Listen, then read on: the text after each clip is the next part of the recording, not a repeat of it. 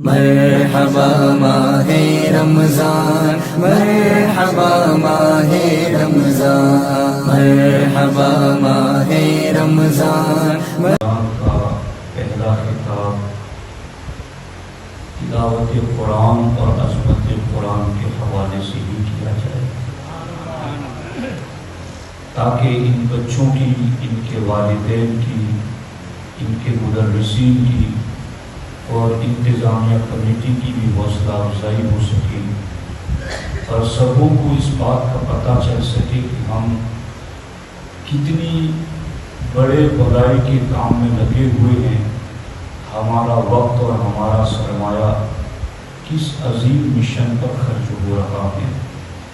اللہ کریم ان طلباء کو حفظ قرآن کی تکمیل کے ساتھ ساتھ عالم بافیض بنائے۔ اللہ تبارک و تعالی انہیں قرآن و سنت کے اسرار و رموز پر واقفیت عطا فرمائے۔ دوستان محترم، ماہ رمضان میں دو چیزوں کا خصوصیت کے ساتھ ہمارے نبی علیہ الصلوۃ والسلام نے اہتمام فرمایا۔ ایک ہے الصیام اور دوسرا ہے القرآن۔ ماہ رمضان میں قرآن کیوں اترا؟ باقی کسی اور مہینے میں قرآن کیوں نہیں اترا؟ اس حوالے سے امام فخر الدین رازی رضی اللہ تعالی عنہ تفسیر کبیر میں ارشاد فرماتے ہیں کہ قرآن چونکہ کلام الہی ہے اور کلام الہی کے حصول اور وصول کے لیے انسان کی بشری صفتیں رکاوٹ بنتی ہیں، اسی لیے آپ دیکھیں حضرت موسیٰ علیہ السلام کو اللہ نے جب تورات کی صورت میں اپنا کلام دینا چاہا تو حضرت موسیٰ علیہ السلام کو اللہ تبارک و تعالی نے 40 دن کے لیے طور پہاڑ پر بلایا، اعتکاف میں بٹھایا اور حضرت موسیٰ علیہ السلام نے 40 دن تک وہاں خلوت خاص میں، تنہائی میں روزے رکھے، اور جب روزوں کی لطافت کی وجہ سے نبی کا جسم تو یوں ہی پاک اور معصوم ہوتا ہے، نبی کا جسم بھی اتنا لطیف ہوتا ہے جسے میں اور آپ محسوس نہیں کر سکتے، مگر کلام الہی بھی تو صفت الہی ہے، اور اس صفت الہی کے حصول کے لیے، اس صفت الہی کو لینے کی قابلیت کے لیے اللہ رب العزت نے یہ نظام جاری فرمایا کہ 40 دن تک کلیم کو کلام دینے سے پہلے روزے رکھوائے گئے اور پھر تورات والا کلام دیا گیا۔ یہاں حبیب کو تورات والا کلام نہیں، اللہ کے سارے کلاموں میں سب سے افضل کلام قرآن مجید عطا فرمایا۔ ہمارے آقا کو تو باضابطہ حکم نہیں دیا گیا کہ آپ پر قرآن اترنے والا ہے اس لیے آپ روزے رکھیں، مگر یہ صرف پیغمبر ہی نہیں تھے، یہ سارے پیغمبروں کے سردار ہیں، یہ سارے نبیوں کے امام ہیں۔ اپنی پیغمبرانہ فطرت کے مطابق بغیر حکم الہی کے سرکار نے نزول قرآن سے کئی دن پہلے غار حرا میں تنہائی اختیار فرمائی، وہاں خلوت خاص میں اللہ کے رسول علیہ السلام نے روزے رکھے، اور پھر قرآن کا نزول ہوا تو قرآن کا رمضان میں گہرا ربط اور تعلق یہی گئی کہ وہ تو انبیاء کرام تھے، ان کو بھی روزوں کا پابند کیا گیا اور پھر انہیں کلام الہی سنایا گیا۔ اے اہل ایمان، تمہیں بھی تراویح میں پورا قرآن سنایا جاتا ہے، پورے قرآن کے سننے کا شرف ملتا ہے، مگر اس سے پہلے رب نے یہ انتظام کیا تم بھی روزہ رکھو پھر رب کا کلام سنو، تاکہ تمہارا جسم بھی جو بشری صفات والا ہے، یعنی کھانے پینے کی حاجت، ضروریات، خواہشات، لیکن اللہ کی شان کیا ہے؟ وہ کھانے پینے سے پاک ہیں، وہ حاجات اور ضروریات سے پاک ہیں، وہ خواہشات سے پاک ہیں۔ جب بندہ روزہ رکھتا ہے تو بندہ بھی ایک لمبے وقت کے لیے کھانے پینے سے بے نیاز ہو جاتا ہے، کھانے پینے سے اپنے آپ کو بچا لیتا ہے۔ اور جب بندہ روزہ رکھ کر کے کھانے پینے سے بچ کر کے اپنے آپ کو بچاتا ہے تو ایک حیثیت کے مطابق اس بندے کو رب کا فیض ملنا شروع ہو جاتا ہے۔ چونکہ رب بھی کھانے پینے سے پاک اور بندہ بھی حالت روزہ میں کھانے پینے سے دور، تو بندہ کھانے پینے کی محتاجگی سے دور ہو کر کے حالت روزہ میں رب کے کھانے پینے سے پاک ہونے والی شان کے قریب ہو جاتا ہے۔ اور جب روزہ رکھ کر کے بندہ رب کی اس شان کے قریب ہوتا ہے تو پھر رب انہیں قرآن سننے کی توفیق عطا کرتا ہے، پھر وہ قرآن سنتا ہے، پھر قرآن کی تجلیات، پھر قرآن کے انوار، پھر قرآن کی برکتیں، پھر قرآن کی رحمتیں۔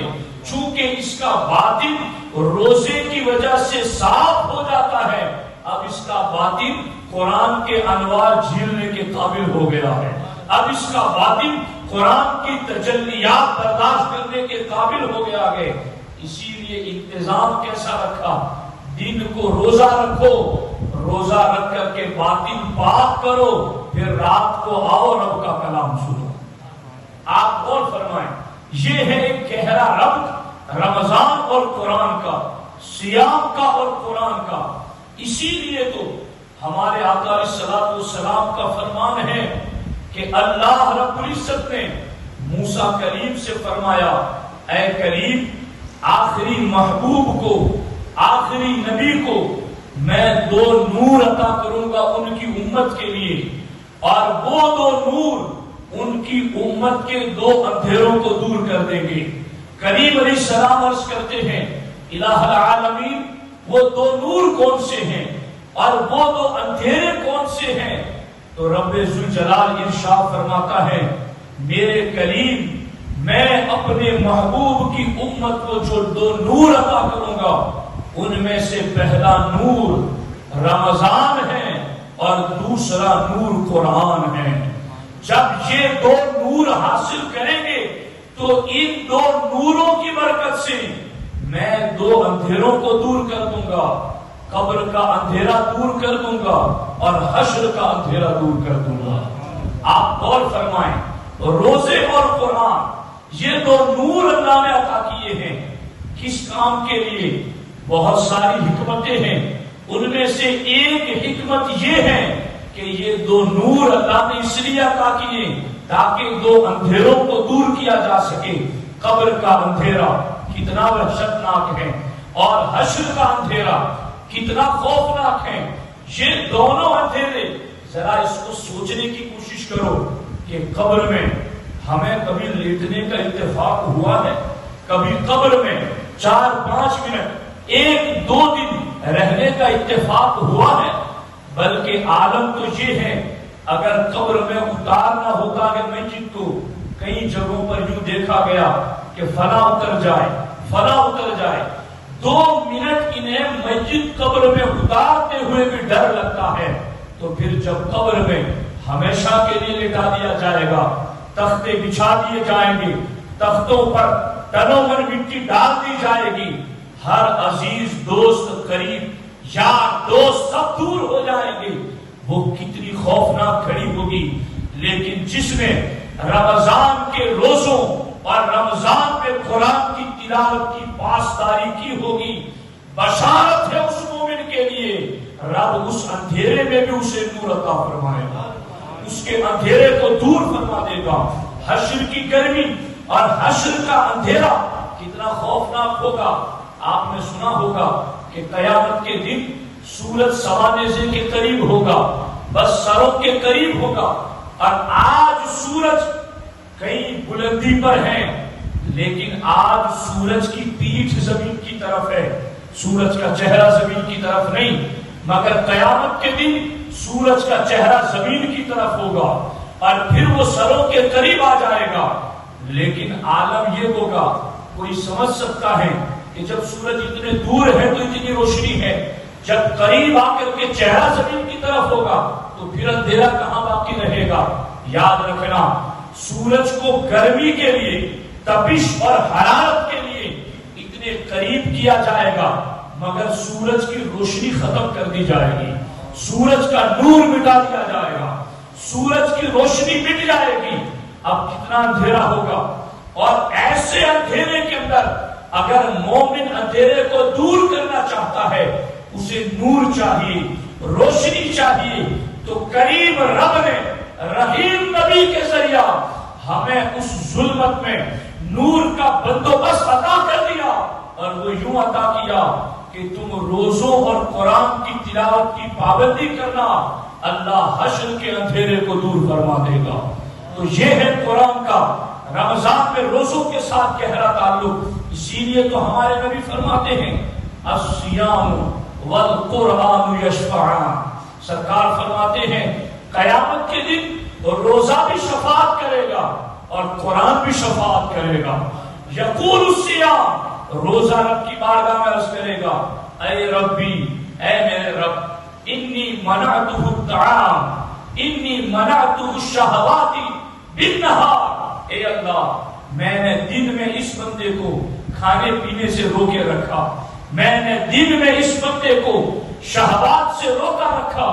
فشفعنی فیہ, اے میرے رب, آج میری شفاعت اس بندے کے حق میں قبول فرما. ابھی روزہ شفاعت کرے گا, قرآن بول پڑے گا. فیقول القرآن, قرآن بارگاہ الہی میں عرض کرے گا, اے ربی انی منعتہ النوم فی اللیل.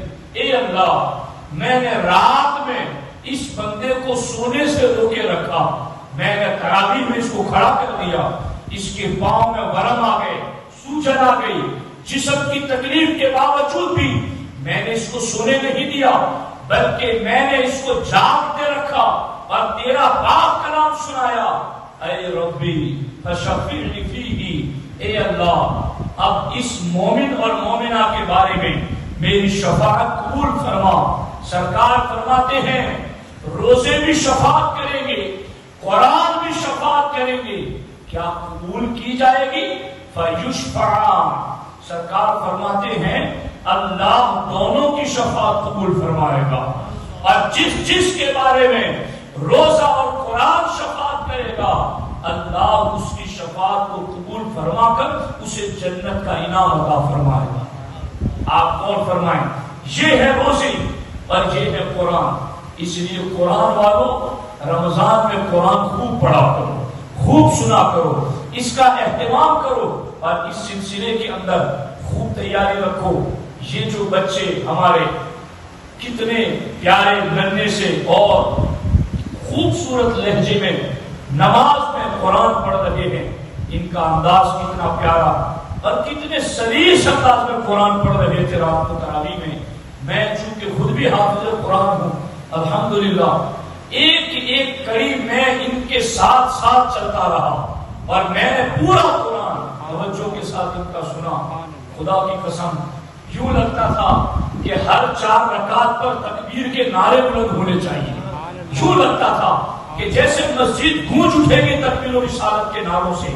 الحمدللہ یہ کس قدر زیادہ بڑا کام ہے اور کتنی رحمتیں ہیں اس کے اندر. اور جن بچوں کے والدین نے انہیں پڑھایا, جن اساتذہ نے انہیں پڑھایا, جس انتظامیہ کمیٹی نے وقت دیا اور جن اہل خیر حضرات نے اپنا سرمایہ لگایا, میں تم سب کے لیے چند حدیثیں سنانا چاہتا ہوں جنہیں سن کر کے تمہارے دلوں کو تسلی ہوگی کہ اللہ نے ہمیں کتنے بڑے خیر کے کام کی توفیق عطا کر دی. غور کرنا, ہمارے نبی علیہ الصلوۃ والسلام ارشاد فرماتے ہیں صحابہ کرام کے مجمع میں, ایکم یحب ان یغدو کل یوم الى بطحان او الى العتیق فیأتی بہ ناقتین. اللہ کے رسول علیہ الصلوۃ والسلام فرماتے ہیں میرے صحابہ ایکم یحب ان یغدو کل یوم، تم میں سے کون شخص ہے جو یہ پسند کرتا ہو کہ روزانہ وہ صبح کے وقت الى بطحان، مدینے کے جنگل بطحان کی طرف جائے، او الى العتیق، یا 3 میل کی دوری پر مدینہ طیبہ کے قریب جو عتیق بازار ہے جہاں جانور بیچے جاتے ہیں وہاں جائے. فیأتی بہ بناقتین او کماوین، اللہ کے رسول علیہ السلام فرماتے ہیں کہ وہ روزانہ صبح کو عتیق کے بازار میں جائے یا بطحان جنگل میں جائے اور وہاں سے روزانہ صبح صبح 2 موٹی تازہ اونچی اونٹنیاں لے کر کے آئے، فی غیر اسم ولا قطع رحم، بغیر کسی گناہ کے اونٹنیاں لے کر آئے، بغیر کسی رشتے کو توڑے اونٹنیاں لے کر آئے. یعنی آپ غور فرمائیں کہ آج اگر کسی کے گھر کے آگے قیمتی گاڑی پڑی ہوئی ہو تو گاڑی دیکھ کر لوگ اندازہ لگاتے ہیں یہ سرمایہ دار کا گھر ہے. عرب میں اس دور میں کسی کے گھر کے آگے 1-2 اونٹنیاں بندھی ہوئی ہوتی تو وہ اتنا ہی بڑا مالدار سمجھا جاتا تھا. یعنی اونٹنیاں اتنی قیمتی تھی اس زمانے کے اندر. اب سرکار فرماتے کہ ایکم یحب ان یغدو کل یوم، ایک دن نہیں روزانہ اس کو 2 اونٹنیاں ملے. اور کتنی محنت کرنی ہے، بس کوئی لمبا فاصلہ بھی نہیں طے کرنا اور کوئی لمبا وقت بھی زیادہ نہیں لگانا، بس چند کلومیٹر کا فاصلہ اور تھوڑا وقت لگے گا مگر روزانہ جائے اور روزانہ 2 اونٹنیاں اس کو ملے. کیا تم یہ چاہتے ہو؟ تو صحابہ کرام میں سے ہر ایک نے عرض کیا نعم نحب ذلک یا رسول اللہ صلی اللہ علیہ وسلم، حضور ہم میں سے ہر کوئی یہ چاہتا ہے کہ ہر صبح کو ہمیں بغیر گناہ کیے ہوئے، یعنی چوری بھی نہیں کرنی ہے، کسی کا چھین کے بھی نہیں لانا ہے، بس روزانہ تمہیں 2 اونٹنیاں مل جائے. تو سارے صحابہ نے کہا ہاں حضور نحب ذلک، ہمیں یہ پسند ہے. تو ہمارے آقا علیہ السلام نے ارشاد فرمایا آیتین من کتاب اللہ خیر لہ من ناقتین. سرکار فرماتے صبح صبح اگر تم قرآن کی 2 آیتیں پڑھ لو تو یہ تمہارے لیے 2 اونٹنیوں سے بہتر ہے. اگر تم قرآن کی 3 آیتیں پڑھ لو تو یہ تمہارے لیے 3 اونٹنیوں سے بہتر ہے. اگر تم 4 آیتیں پڑھ لو تو یہ تمہارے لیے 4 اونٹنیوں سے بہتر ہے. سرکار فرماتے ہیں تم آیتیں بڑھاتے جاؤ، ادھر رب کی بارگاہ سے اونٹنیوں والا انعام بھی ملتا چلا جائے گا. اب غور فرمائیں، یہ جو بچے قرآن پڑھ رہے ہیں 1 آیت تو نہیں پڑھ رہے ہیں جی، سینکڑوں آیتیں، اور وہ بھی نماز کے علاوہ میں بھی نہیں، نماز میں پڑھ رہے ہیں، اور وہ بھی پھر باقی مہینوں میں نہیں، ماہ رمضان میں پڑھ رہی ہیں، اور رمضان کے بھی دن میں نہیں رات میں پڑھ رہے ہیں، اور پھر اکیلے نہیں پڑھ رہے ہیں، سینکڑوں لوگ ان کے پیچھے سن بھی لگے گئے. اور رمضان مسجد اللہ کا گھر، یہ کتنی رحمتیں ہیں.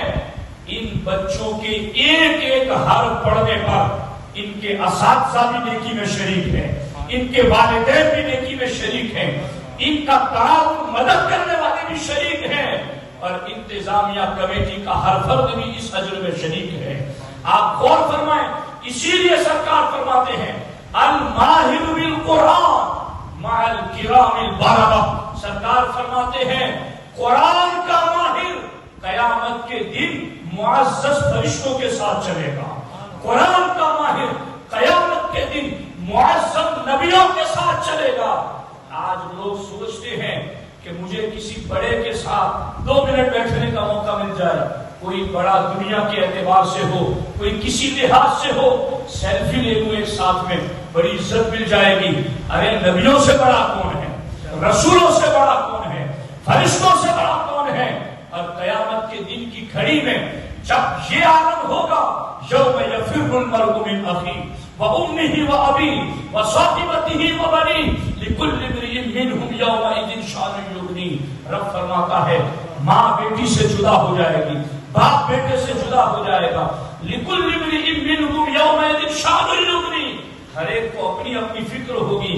جب ہر ایک کو اپنی اپنی فکر ہوگی تب حافظ قرآن اور عالم قرآن وہ چلے گا تو نبیوں کے ساتھ چلے گا, وہ چلے گا تو رسولوں کے ساتھ چلے گا, وہ چلے گا تو معزز فرشتوں کے ساتھ چلے گا. اسی لیے اس قرآن کی برکتوں سے مرتبے بھی بڑے بلند ہوتے ہیں. ہمارے آقا علیہ السلام ارشاد فرماتے ہیں ان اللہ تعالی یرفع بہذا الکتاب اقواما ویضع بہ آخرین. سرکار فرماتے ہیں اللہ اسی قرآن کی وجہ سے کئی قوموں کو بلندی عطا فرمائے گا اور کئی قوموں کو اسی قرآن کی وجہ سے اللہ گرا دے گا, ذلیل کر دے گا. کیا مطلب ہے اس کا؟ یہ قرآن کی بلندی سمجھو کہ یہ قرآن پڑھنے والا, یہ عالم قرآن, حافظ قرآن اگر مصلی پر کھڑا ہے تو یہ نہیں دیکھا جاتا یہ کس نسب کا ہے, یہ کس ملک کا ہے, یہ کس برادری کا ہے, یہ کس بڑے باپ کا بیٹا ہے یا کس چھوٹے باپ کا بیٹا ہے, بلکہ جب وہ مصلی پر کھڑا ہوتا ہے تو قرآن اس کو اتنی بلندی دیتا ہے کہ کروڑ پتی بھی پیچھے کھڑا رہ کے یہی کہتا ہے اقتدیت بہذا الامام, میں اس امام کے پیچھے کھڑا ہوا ہوں, اس کے قدم جہاں لگے ہیں بڑے بڑوں کے سر وہاں لگے ہیں. یہ رب کے کلام کی بلندی ہے کہ رب نے تمہارے بیٹے کو اتنا بلند فرما دیا ہے کہ اس کے قدموں میں اب لوگوں کے سر رب کی بارگاہ میں جھک رہے ہیں. اللہ نے اتنی بلندی عطا کر دی ہے. کون نہیں چاہے گا کہ میرا بیٹا حافظ القرآن نہ بنے؟ اور کل تو والدین کے جذبات ہی کچھ الگ رہے ہوں گے جب انہوں نے اپنے بیٹوں کا قرآن سنا ہوگا اور سننے کے حوالے سے سنا ہوگا تو یقیناً ان کے بھی جذبات میں بڑی پختگی آئی ہوگی اور ان کے لیے بھی بڑی بشارتیں ہیں.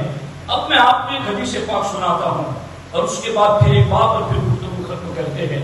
توجہ سے سننا اس بات. مشکات میں یہ حدیث پاک موجود ہے. حضرت سیدنا اسید بن حضیر رضی اللہ تعالی عنہ صحابی رسول ہیں, وہ فرماتے ہیں کہ میں رات کو اپنے گھر بیٹھ کر قرآن کی تلاوت کر رہا تھا اور سورۃ البقرہ شریف پڑھ رہا تھا. حضرت اسید بن حضیر فرماتے ہیں کہ قریب میں میرا گھوڑا بھی بندھا ہوا تھا اور گھوڑے کے قریب میرا بیٹا یحییٰ نام کا بھی سویا ہوا تھا. حضرت اسید بن حضیر کہتے ہیں جب میں نے قرآن پڑھنا شروع کیا تو اچانک گھوڑا بدکنے لگا, اچھل کودنے لگا. حضرت اسید فرماتے ہیں کہ میں نے پڑھنا بند کیا اور جیسے ہی میں نے قرآن پڑھنا بند کیا تو گھوڑا جیسا تھا ویسا ہی پرسکون ہو گیا. تو میں نے کہا کہ چلو کوئی بات نہیں. پھر میں نے قرآن پڑھنا شروع کیا, مگر جیسے پھر میں نے قرآن شروع کیا پھر گھوڑا بدکنے لگا, اچھل کودنے لگا. میں نے پھر قرآن پڑھنا بند کیا تو پھر گھوڑا پرسکون ہو گیا. پھر پڑھا میں نے قرآن, پھر اچھل کودنے لگا. حضرت اسید بن حضیر رضی اللہ تعالیٰ عنہ فرماتے ہیں مجھے لگا کہ میرا بیٹا بھی ساتھ میں سویا ہوا ہے, یہ گھوڑا کہیں میرے بیٹے کو تکلیف نہ پہنچا دے. تو اس لیے وہ اپنے بیٹے کے پاس آئے. فلما اخرہ, حضرت اسید بن حضیر کہتے ہیں کہ میں نے اپنے بیٹے کو سائڈ پہ کیا اور جیسے کہ میں نے بیٹے کو گھوڑے سے تھوڑا دور کیا تو میری نظر فرفع راسہ الی السماء, میری نظر آسمان کی طرف گئی. تو میں نے کیا دیکھا کہ آسمان سے میرے گھر تک ایک گول دائرہ بنا ہوا ہے اور اس دائرے میں ایسا لگ رہا ہے جیسے چراغ جل رہے ہیں, جیسے بلب جل رہے ہیں. پورا گول دائرہ, گول نور کا حالہ اس نے آسمان سے لے کر گھر تک میرے گھر کو گھیر رکھا ہے. اور میں نے اس میں کیا دیکھا, فیہا امثال المصابیح, اس کے اندر مجھے چراغ لگے کہ یہ چراغ روشن ہے. حضرت اسید بن حضیر کہتے ہیں مجھے پتا نہ چلا کہ یہ کیا ہے. میں صبح صبح بارگاہ رسالت میں حاضر ہوا اور سرکار کو سارا قصہ سنایا. حضور رات کو قرآن پڑھ رہا تھا تو یوں ہوا. اب سرکار فرماتے ہیں تدری ما ذالک، کیا تو جانتا ہے وہ کیا تھا؟ حضرت اسید بن حضیر صحابی رسول تھے، انہوں نے یہ نہیں کہا کہ حضور آپ کیسے بتائیں گے کہ وہاں کیا تھا، جبکہ میں دیکھنے والا نہیں جانتا تھا کہ کیا تھا۔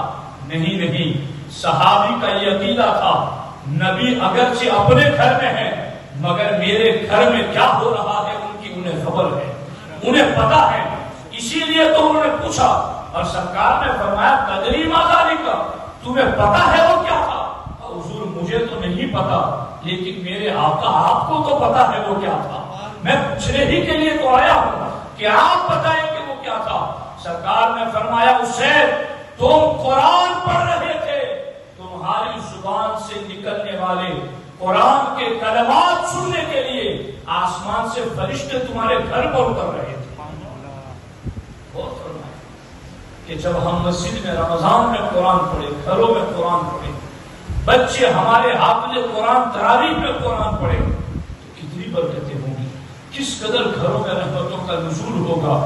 اس لیے اب ایک آخری بات یہ بھی سنو، گجرات کی سرزمین پر جو ہمارا گجرات ہے، وہاں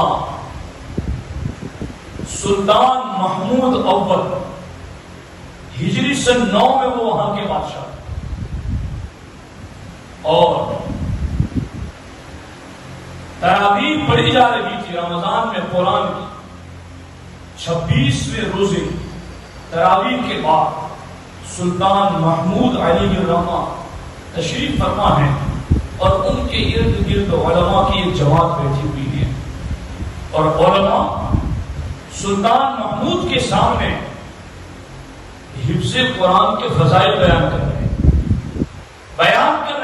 کہ اگر کوئی حافظ قرآن ہے تو قیامت کے دن اللہ تبارک و تعالی اس حافظ قرآن کو اور اس کے ماں باپ کو عرش کا ٹھنڈا سایہ عطا فرمائے گا، اور اللہ اس حافظ قرآن کو اس کے ماں باپ کو ایسا نورانی تاج عطا کرے گا کہ جس کے سامنے سورج کی روشنی بھی ماند پڑ جائے، ایسا اللہ انعام عطا فرمائے گا۔ تو سلطان محمود نے اس محفل میں کہا مجھے یہ شرف کیسے ملے گا، میری اولاد میں سے تو ایک بھی حافظ قرآن نہیں، تو کاش کہ میری اولاد میں سے بھی کوئی ایک حافظ قرآن ہوتا۔ جب سلطان محمود نے محفل میں یہ بات کی تو اسی محفل میں ان کا بیٹا بھی بیٹھا تھا، خلیل خان۔ جب اپنے باپ کے یہ حسرت بھرے جملے انہوں نے سنے تو اب انہوں نے رمضان جیسے ہی ختم ہوا اپنا شہر چھوڑ دیا، دوسرے علاقے میں چلے گئے، رات دن قرآن کی یاد کرنے میں مشغول ہو گئے، دن کو بھی قرآن یاد کر رہے ہیں، رات کو بھی قرآن یاد کر رہے ہیں۔ ہے بادشاہ کا بیٹا، اپنے وقت کے شہنشاہ کا بیٹا، مگر قرآن کے حفظ سے اس باپ کو بھی کتنی رغبت اور اس بیٹے کو بھی کتنا شوق کہ مجھے اور میرے باپ کو یہ انعام مل جائے۔ حقیقت دیکھنے جائیں تو لوگوں کو آج ہر جگہ دنیا ہی دنیا نظر آتی ہے کہ بس کون سا فن ہنر سیکھے کہ دنیا زیادہ کمائے۔ یہ شاہ ہوتے تھے مسلمان کہ جو اپنی اولاد کے لیے یہ تمنا کرتے کہ کاش میری اولاد حافظ قرآن ہو جائے، اور پھر وہ اولاد بھی کیسی فرما بردار، چلے گئے دوسرے شہر میں، رات دن قرآن کو حفظ کرنے میں لگ گئے، یہاں تک کہ آنکھیں سرخ ہو گئی، جسم کمزور پڑ گیا۔ ڈاکٹر کو دکھایا گیا تو کہا کچھ دن کے لیے قرآن کی تلاوت بند کر دو، تمہاری آنکھیں سرخ ہو گئی ہیں۔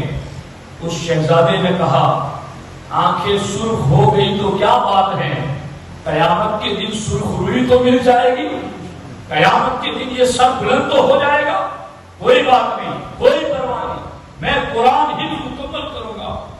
سال ہوتے ہوتے خلیل خان نے پورا قرآن حفظ مکمل کر دیا، اور پھر آئے اپنے والد محترم سلطان محمود کے پاس اور کہا ابا حضور میں تراویح میں قرآن سناؤں گا۔ کہا تم نے کبھی یاد کر لیا؟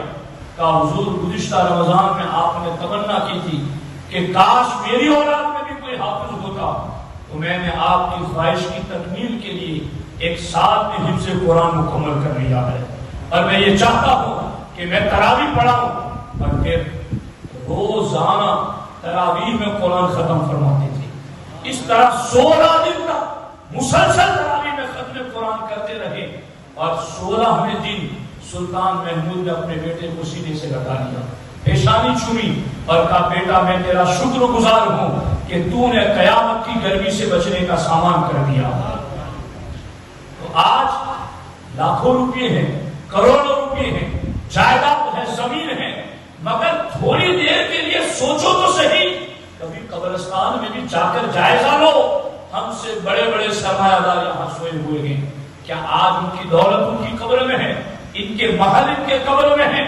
کیا ان کی جائیداد ان کی قبر میں ہے؟ نہیں، لیکن اگر وہ حافظ قرآن اولاد کو بنا کر گئے ہیں تو میرا یقین ہے قرآن ان کی قبروں میں ضرور موجود ہے، قرآن کا فیض موجود ہے، قرآن کا نور موجود ہے۔ اس لیے کوشش کرو کہ حافظ قرآن بنو، نہ بن سکو اپنی اولاد میں بنو، اولاد میں نہ ہو وصیت کر کے مرو کہ بیٹا ہماری نسل میں ایک حافظ قرآن تو ضرور ہونا چاہیے۔ پھر قرآن کی برکتیں دیکھنا، بڑی برکتیں ہیں۔ میں نے یہاں ایک بات رہ گئی کہ جو میں نے حدیث پاک پڑھی نا، ان اللہ تعالی یرفع بہذا الکتاب اقواما، کہ اللہ اس کتاب کے ذریعہ قوموں کو بلند کرتا ہے۔ اس پر مجھے ایک حدیث پاک یاد ہے، ابن ماجہ میں یہ حدیث پاک موجود ہے۔ حضرت نافع رضی اللہ تعالیٰ عنہ حضرت عمر کے دور میں مکہ المکرمہ کے گورنر تھے، اور حضرت نافع کو پتا چلا کہ امیر المومنین حضرت عمر فاروق اعظم رضی اللہ تعالیٰ عنہ مکہ شریف تشریف لا رہے، تو مکے کے جو گورنر تھے حضرت نافع، وہ مکے سے باہر نکلے مقام اسفان تک امیر المومنین کا استقبال کریں گے۔ تو جب حضرت امیر المومنین کا انہوں نے استقبال کیا، امیر المومنین نے انہیں دیکھ کر کہا کہ تم گورنر یہاں آ گئے ہو تو کس کو خلیفہ بنا کر آئے ہو؟ اپنا نائب کس کو بنا کر آئے ہو؟ تو حضرت نافع نے کہا میں نے ابن الابضی کو وہاں اپنا نائب بنایا ہے۔ کہا یہ ابن الابضی کون ہے؟ کہا یہ غلام ہے۔ تو حضرت عمر کے تیور بدل گئے، تم نے غلام کو نائب بنا دیا، غلام کو خلیفہ بنا دیا۔ تو حضرت نافع نے کہا حضور وہ غلام ضرور ہے مگر حافظ قرآن بھی ہیں، وہ غلام ضرور ہے مگر عالم قرآن بھی ہیں، وہ غلام ضرور ہے مگر علم میراث کے مسائل کا علم رکھتا ہے، میں نے اس علم کی برکت سے اسے اپنا نائب بنایا ہے۔ تو حضرت عمر نے کہا سچ فرمایا تھا میرے آقا نے کہ اللہ اسی کتاب کی وجہ سے بہتوں کو بلند فرمائے گا۔ یہ غلام ہے مگر آقا آج اس لیے بنا ہے کہ اس نے قرآن کو یاد کیا ہے، اس نے قرآن کو تھاما ہے۔ تو دوستو یہ قرآن دنیا میں بھی عزتیں دیتا ہے، آخرت میں بھی عزتیں دیتا ہے۔ اس قرآن کی عظمت کو جانو اور اس مہینے کے اندر خوب تلاوت کرو قرآن کی، اور ہو سکے تو کنز ایمان ترجمے کے ساتھ قرآن پڑھا کرو، قرآن سمجھا کرو کہ قرآن ہمیں کیا کہہ رہا ہے۔ اصل میں میرا ٹاپک آج یہ تھا کہ میں اس چیز پر بیان کرتا کہ نماز میں جی کیسے لگے، چونکہ ہوتا ہے نا نماز میں آ گئے مگر دکان پھر بھی نماز میں، نماز میں آ گئے پھر بھی کاروبار نماز میں، تو اب یہ جی کیسے لگے نماز میں، اس سے جان کیسے چھڑائے؟ اس کو چھوڑ کے تو آئے مگر وہ جان نہیں چھوڑ رہی ہے، اس سے جان کیسے چھڑائے کہ کم از کم نماز میں بھی تو ہمارا جی لگے۔ تو یہ ٹاپک میں نے سوچا تھا، اور اس کو انشاءاللہ پھر آئندہ کی محفلوں میں دیکھیں گے۔ کل بچوں نے پڑھا ہی اتنا بہتر کہ مجھے اپنا ٹاپک چینج کرنا پڑ گیا۔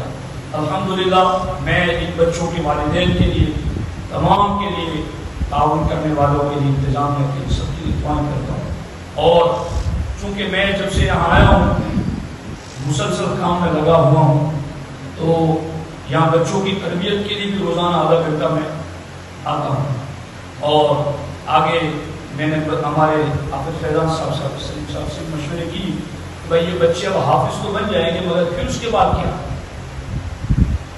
چونکہ ہم نے گجرات میں یہ بھی دیکھا ہے کہ حفظ کرنے کے بعد پھر وہ راہ چھوڑ دیتے، چونکہ ان کے سامنے کوئی آپشن نہیں ہوتا ہے۔ اب آپشن کیوں نہیں ہوتا ہے یہ بھی ایک قابل توجہ بات ہے۔ اس لیے ساتھیوں کہ ہم نے علم قرآن علم دین کی وہ قدر نہیں کی جو کرنی چاہیے۔ ہمارے یہاں ایک ڈاکٹر انجینئر ماسٹر تلاقی اس کی جو تنخواہ ہوتی ہے اس سے 4 5 نہیں 10 گنا زیادہ کم حفظ پڑھانے والے کی تنخواہ، اس سے کئی گنا زیادہ کم عالم دین کی تنخواہ۔ یہ ساری چیزیں جب ماں باپ دیکھتے ہیں تو وہ اپنی اولاد کے فیوچر کے اعتبار سے سمجھتے ہیں کہ اگر ان کو چلو ہم نے برکت کے لیے حافظ کو بنا لیا ہے، مگر اب اگر ان کو اسی لائن میں رکھیں گے تو ان کا گزارا کیسے ہوگا؟ تو ساتھیوں کیا ایسا نہیں ہو سکتا ہے کہ ہم جہاں دنیاوی اسکول میں دنیا کے لوگوں کے لکھی ہوئی کتابیں پڑھانے والے کو لوگ بڑی بڑی تنخواہیں دیتے ہیں، تو ہم اللہ کا کلام پڑھانے والے کو اچھی تنخواہ دیں، ہم اللہ کا کلام سمجھانے والے کو اچھی تنخواہ دیں، تاکہ آج ان کے والدین بھی یہ سوچنے کے لیے تیار ہو جائے، اپنے آپ کو تیار کر لیں کوئی بات نہیں، ہمارا بیٹا حافظ بن کے عالم بنے گا تو اس کا فیوچر خطرے میں نہیں ہے، بلکہ اس کا فیوچر بہتر طریقے پر ہی گزرے گا۔ اس کے لیے ہمیں کرنا کیا پڑے گا؟ ہمارا مدرسہ چشتیہ اشرفیہ آپ کے سامنے ہے اور اس کی پروڈکٹ بھی آپ کے سامنے ہے، اس کی محنت بھی آپ کے سامنے ہے۔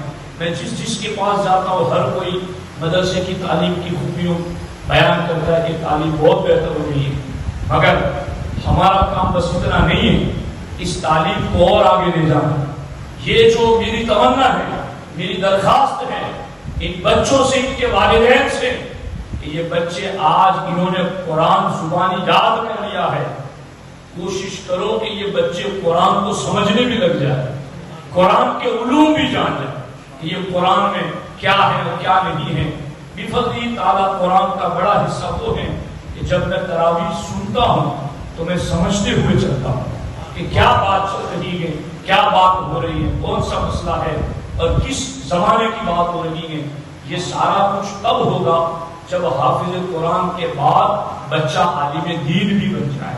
اس لیے میری کمیٹی حضرات سے بھی درخواست ہے کہ یہ لوگ بھی کوشش کریں، انتظام کریں، محنت کریں کہ یہ بچے حفظ کے بعد مدرسہ چھوڑ کے چلے نہ جائیں، بلکہ ان کو پکڑ کے رکھیں، ان کو عالم دین بنائیں، ان کو سنواریں، ان کو خوبصورت بنائیں۔ اور کل ایسا ہو کہ جس کرسی پر بیٹھ کے میں بیان کر رہا ہوں، کل ہمارا بچہ یہاں بیٹھ کے بیان کرے اور ہماری تعلیم ہمارے بچے ہم تک پہنچائے تو وہ منظر کتنا خوبصورت ہوگا۔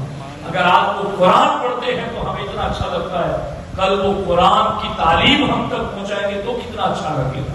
اس کے لیے آپ کو اس مدرسے کا تعاون کرنا ہے، بھرپور لحاظ رکھنا ہے، اور انتظامیہ کمیٹی بھی اپنے عزائم، اپنے حوصلے اور اپنے منصوبے پکے رکھے، اور بچے اور ان کے والدین بھی اپنی نیتیں صاف رکھیں اور نیتیں بلند رکھیں۔